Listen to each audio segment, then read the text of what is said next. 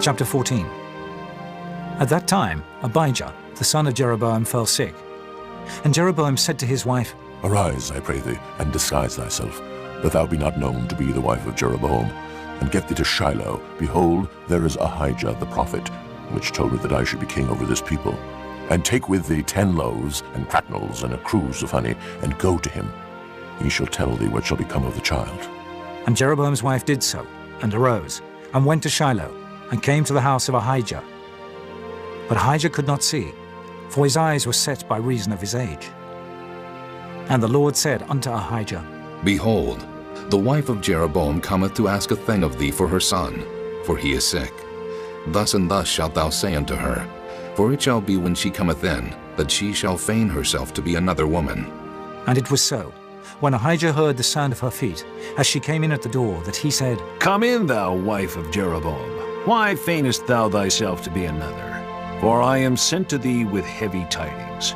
Go, tell Jeroboam, Thus saith the Lord God of Israel, Forasmuch as I exalted thee from among the people, and made thee prince over my people Israel, and rent the kingdom away from the house of David, and gave it thee, and yet thou hast not been as my servant David, who kept my commandments, and who followed me with all his heart, to do that only which was right in mine eyes, but hast done evil above all that were before thee. For thou hast gone and made thee other gods, and molten images, to provoke me to anger, and hast cast me behind thy back. Therefore, behold, I will bring evil upon the house of Jeroboam, and will cut off from Jeroboam him that pisseth against the wall, and him that is shut up and left in Israel, and will take away the remnant of the house of Jeroboam, as a man taketh away dung, till it be all gone. Him that dieth of Jeroboam in the city shall the dogs eat, and him that dieth in the field shall the fowls of the air eat, for the Lord hath spoken it. Arise thou therefore, get thee to thine own house, and when thy feet enter into the city, the child shall die. And all Israel shall mourn for him, and bury him, for he only of Jeroboam shall come to the grave, because in him there is found some good thing toward the Lord God of Israel in the house of Jeroboam. Moreover, the Lord shall raise him up a king over Israel, who shall cut off the house of Jeroboam that day. But what? Even now. For the Lord shall smite Israel, as a reed is shaken in the water, and he shall root up Israel out of this good land which he gave to their fathers, and shall scatter them beyond the river, because they have made their groves, provoking the Lord to anger.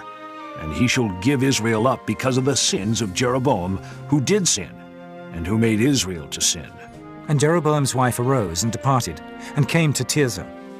And when she came to the threshold of the door, the child died, and they buried him, and all Israel mourned for him, according to the word of the Lord, which he spake by the hand of his servant Ahijah the prophet.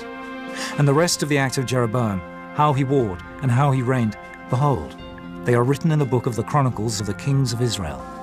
And the days which Jeroboam reigned were 22 years. And he slept with his fathers, and Nadab his son reigned in his stead. And Rehoboam the son of Solomon reigned in Judah. Rehoboam was 41 years old when he began to reign, and he reigned 17 years in Jerusalem, the city which the Lord did choose out of all the tribes of Israel to put his name there. And his mother's name was Naamah, an Ammonitess. And Judah did evil in the sight of the Lord, and it provoked him to jealousy with their sins which they had committed, above all that their fathers had done. For they also built them high places, and images, and groves, on every high hill, and under every green tree. And there were also Sodomites in the land. And they did according to all the abominations of the nations, which the Lord cast out before the children of Israel. And it came to pass in the 5th year of King Rehoboam, that Shishak, king of Egypt, came up against Jerusalem. And he took away the treasures of the house of the Lord, and the treasures of the king's house. He even took away all, and he took away all the shields of gold which Solomon had made. And King Rehoboam made in their stead brassen shields, and committed them unto the hands of the chief of the guard, which kept the door of the king's house. And it was so, when the king went into the house of the Lord, that the guard bare them, and brought them back into the guard chamber. Now the rest of the acts of Rehoboam, and all that he did, are they not written in the book of the Chronicles of the kings of Judah? And there was war between Rehoboam and Jeroboam all their days.